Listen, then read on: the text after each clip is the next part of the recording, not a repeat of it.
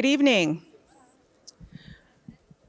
My name is Robin Citizen. I'm the Director of Festival Programming and Cinematech here at Tiff, and I am thrilled to present the Tiff premiere of Nanny.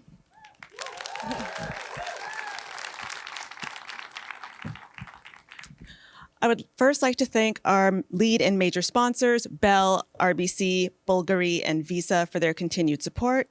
Thank you to our major supporters, the Government of Canada, the Government of Ontario, Telefilm Canada, and the City of Toronto for their continued support. This film is eligible for the Shawn Mendes Foundation Changemaker Award for Best Film by an Emerging Filmmaker that tackles issues of social change. And most importantly, it's eligible for the People's Choice Award. Please vote for your favorite films at tiff.net/vote. We would like to thank Amazon Studios and Prime Video for providing us with this film. When I first saw this film, I knew immediately we needed to have it in the festival. I'm so happy to present to the stage filmmaker Nikyatu Jusu.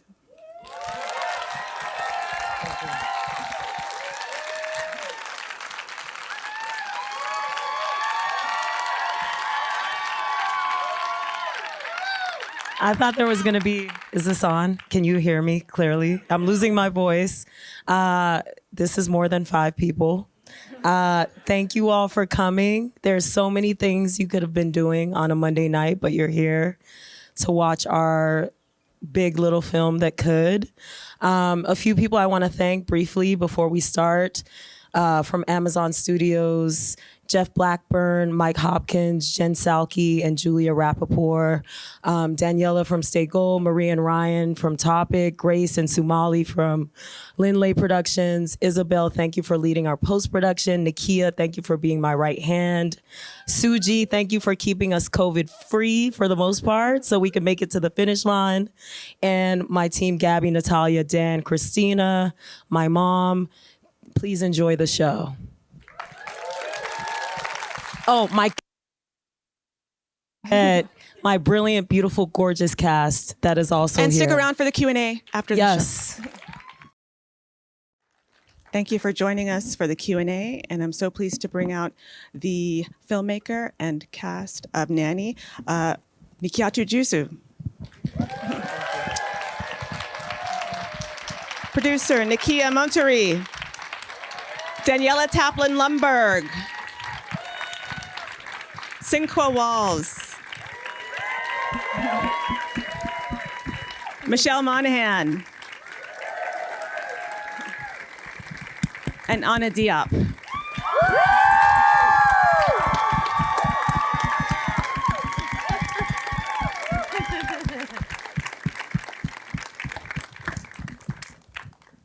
Thank you so much. I've watched this film several times. I still get so emotional at the ending. It's so beautiful. Thank you.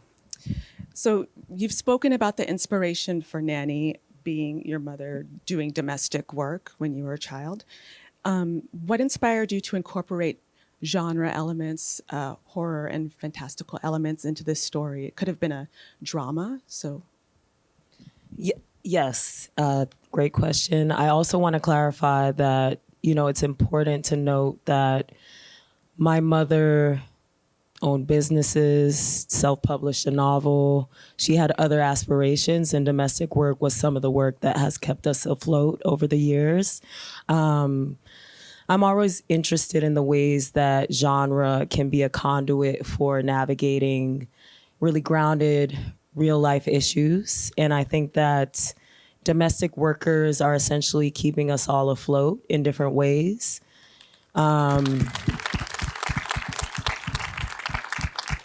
It's one of the more accessible jobs for Black and brown women globally. But these women tend to be made invisible by our society and are rarely centered in cinema. And so I wanted to be an artist who is bringing that POV to the forefront through this film.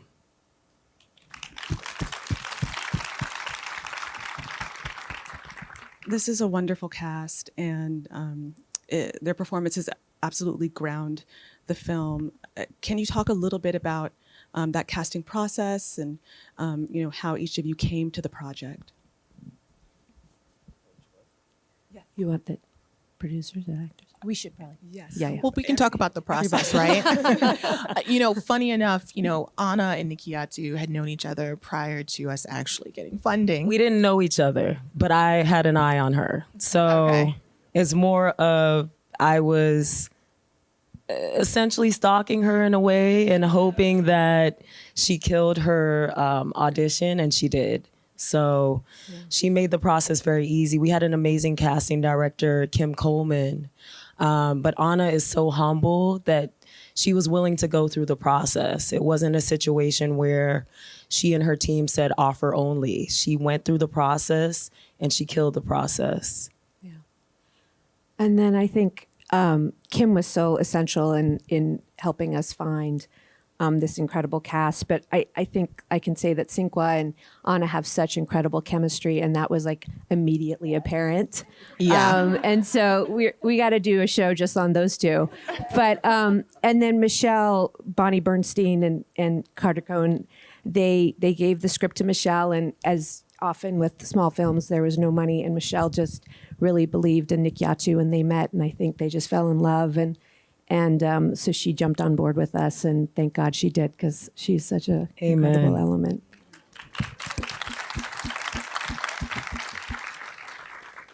I know the audience has questions. If we could bring the house lights half up, I just have one more question, then I'm going to throw it to them. When you incorporate folklore such as Anansi and Mami Wata in your film, is there ever a balance to be struck when it comes to over explaining the context, or are you concerned about how it's received, or are you just not thinking about that and telling your story the way you want to tell it? I try to have faith in the audience. I try to have faith in the audience's intelligence. And I think oftentimes or sometimes in this industry, I encounter projects where I don't think the industry has enough faith in the audience's ability to pursue knowledge. And so I never wanted to hold anyone's hand into the folklore. I hope that this serves as a springboard for people to be curious about what Anansi and Mami Wata represent and have represented for Black diasporic people.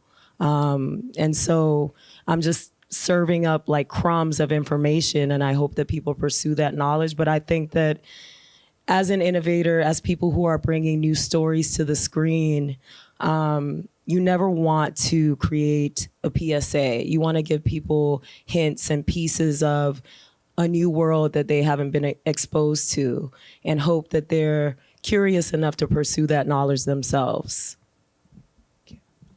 Questions? So that's it.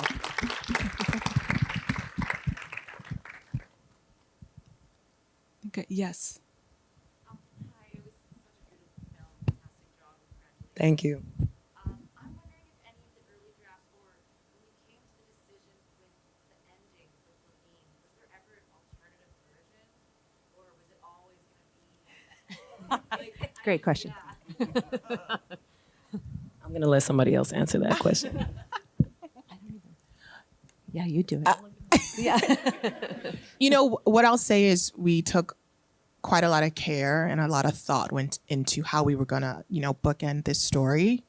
And I think what we ended up with was something that we felt really good about and what we thought the audience would also be able to really digest. I think we wanted to end on a hopeful note because this is a hopeful story, right? It's a real story and there's definitely ups and downs, but I think the ending you got was what we thought you deserved. That's great. Thank you. Yes.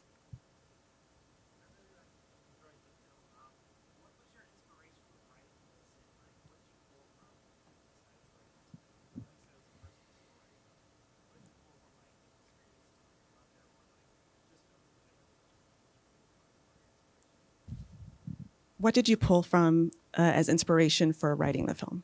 So outside of, pieces of my mother's story, I think that the story of women who have sacrificed for the betterment of their families is a universal story.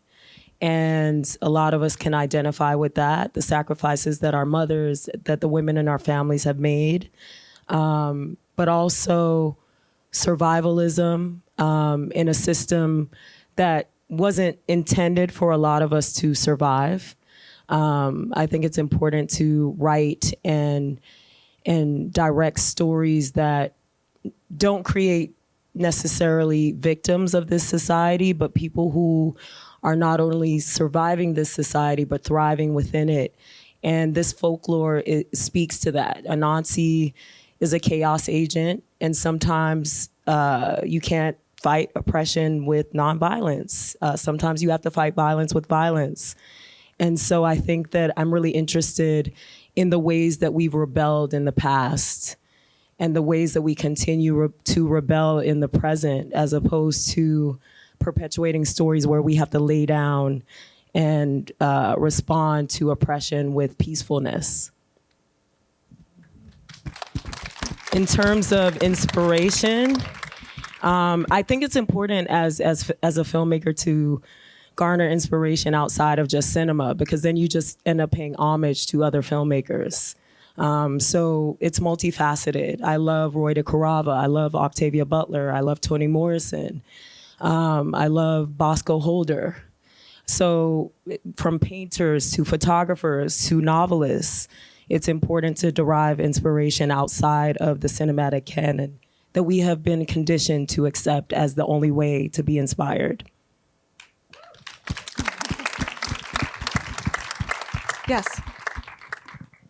Okay, I realize that this question like goes against the spirit of what you were saying about what and I know that actually personal that was such a stunning film. I'm gonna be like sitting with that story for like the rest of the week, digesting it.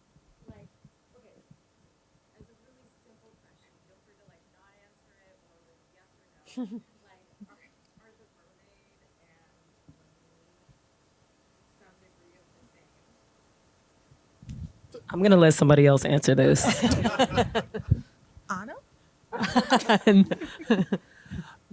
Sure.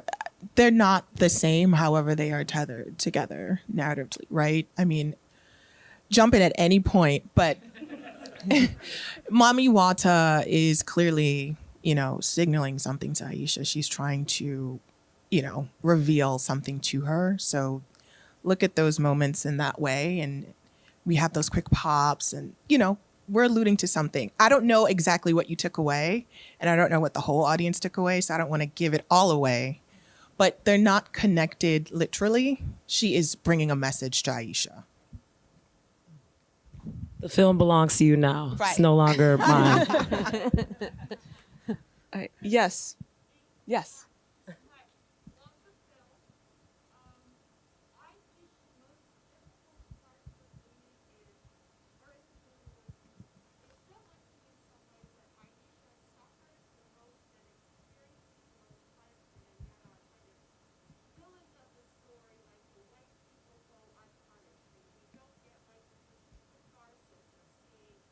Anything really bad happened to them, I thought that was like innovative and challenging. I just wanted to know if you kind of had any thoughts on that. I know that's kind of how it works in the real world, where that's how it works. I just thought that like that was the most heart-wrenching thing for me, because it was like, take care of your hands, have a nice day. I was like, Yeah, welcome to a lot of our Yeah. realities. Can You I- kind of answered your own question.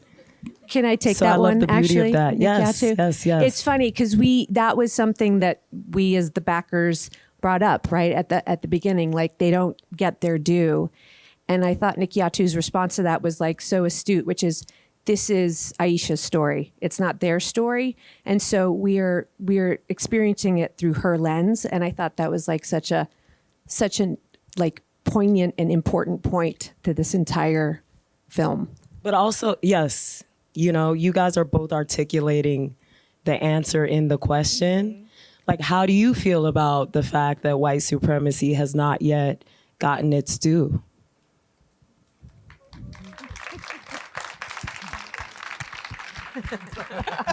Masterclass. Good, just not To her. follow up on that a bit, I have a question for Anna. Because you were put through so much, your character was put through so much in this film, and it's such a physical performance and you're put in danger and there's traumatic events. How did you kind of figure out how to inhabit this character?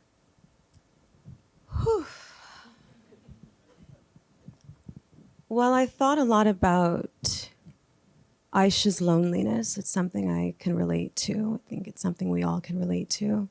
I thought about the ways in which her reality is quite horrific, the ways in which she's been heartbroken, which we all can relate to, the ways in which she's experienced injustice and disappointment, and the ways in which she chooses to survive. One of my favorite scenes in the film is when Aisha's reading to Rose and Nancy. And she says, he's a trickster, but he's this big and he's contending with things this big. And so he just does what he needs to do to survive. And that was something I just really held on to throughout it and really meditated on. But gosh, sorry, sometimes I talk and I go on these tangents. Oh, and I you're forget making the original sense. question. Keep going, keep going, keep going.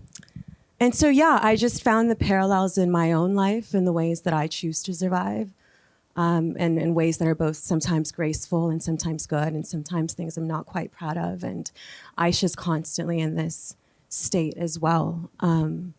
But luckily what was on the page, what was so brilliantly on the page was just so humanly relatable. And so I just found a lot of parallels. There's just so much humanity that was on the page. And so when I went through all the scenes and I went through all of her experiences, I could just immediately key into something in my own life that related to that pain or that loneliness, that depression, that heartbreak, that, you know, yeah, I think we all know horror. I mean, who knows horror better than Black women, really? You know, but we all know it. We've all been, you know, experienced, again, disappointment and injustice and all of that. And those are aspects of horror. We all have to survive that. I think that's why Aisha, in a lot of ways, is so relatable. I think that's why audiences are really relating to her, too. So that's all. Okay.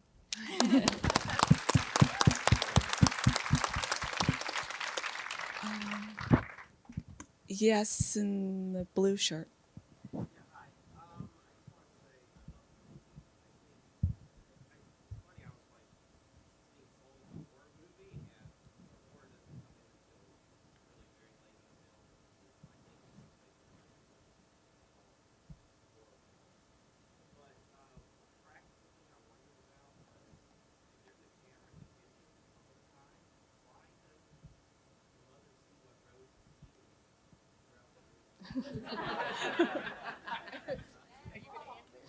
I'm not gonna, somebody else can answer that.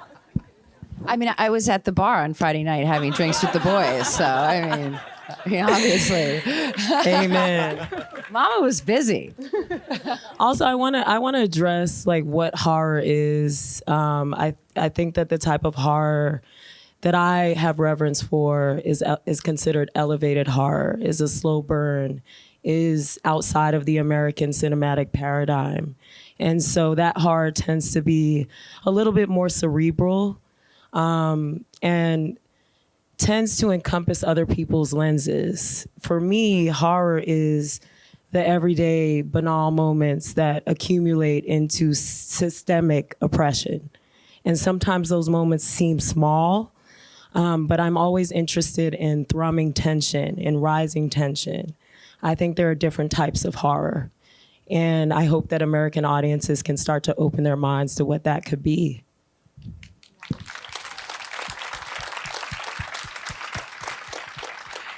Yes, in the back, right there. Yes.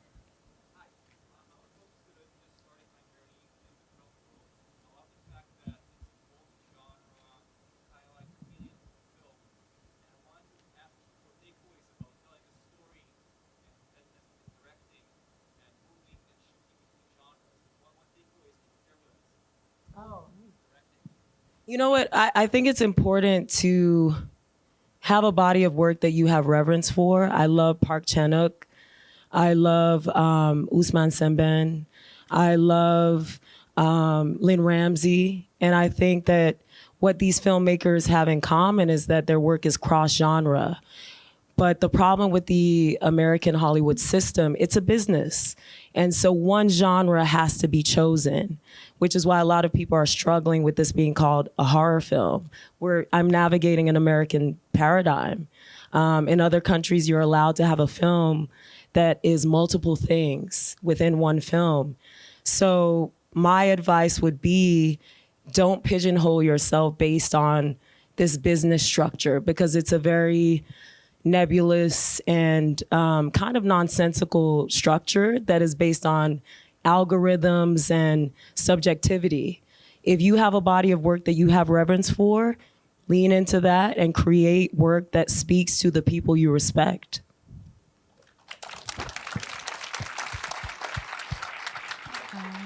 Yes. Here.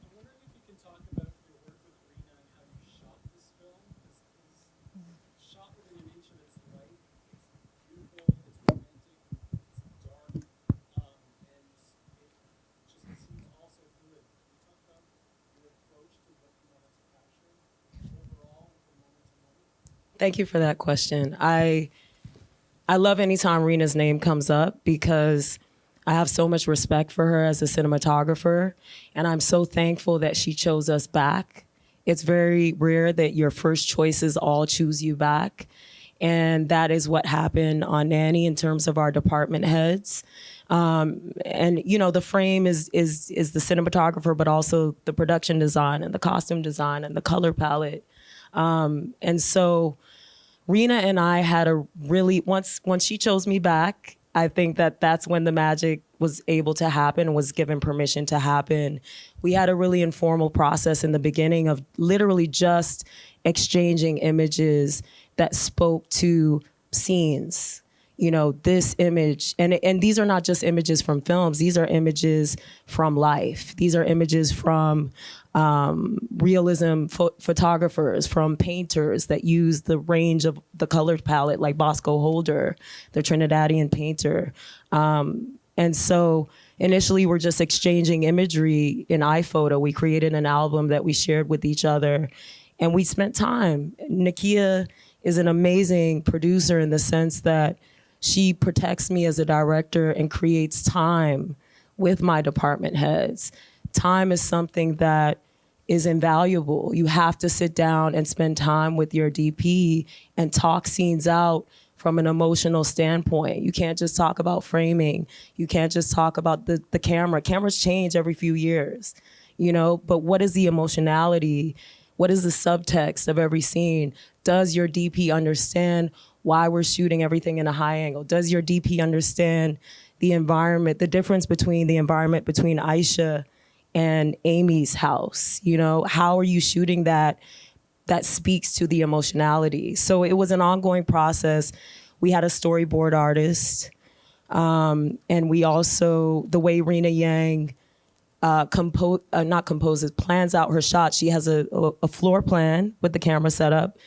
In addition to the floor plan, she has the shot references that we send each other in iPhoto within that same floor plan. And the literal, like, there were just so many layers in terms of the ways that we navigated shooting this. But I think at the heart of it is a dialogue and time spent.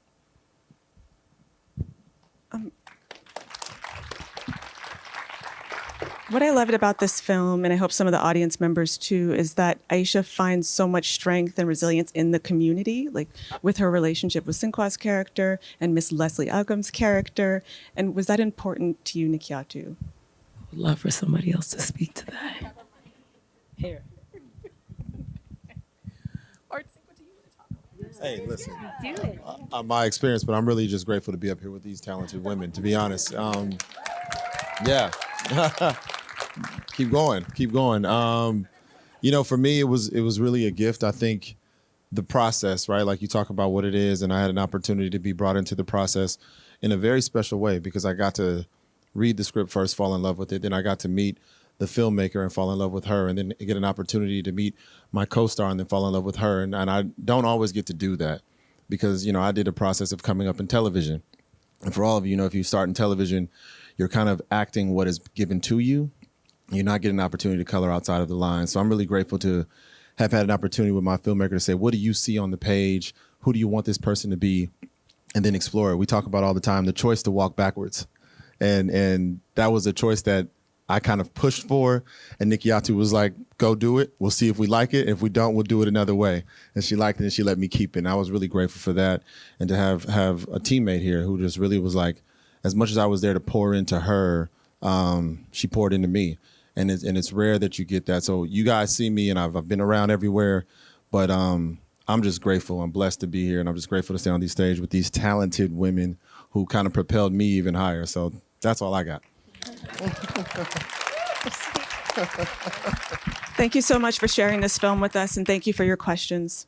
Thank you. Thank you, everyone.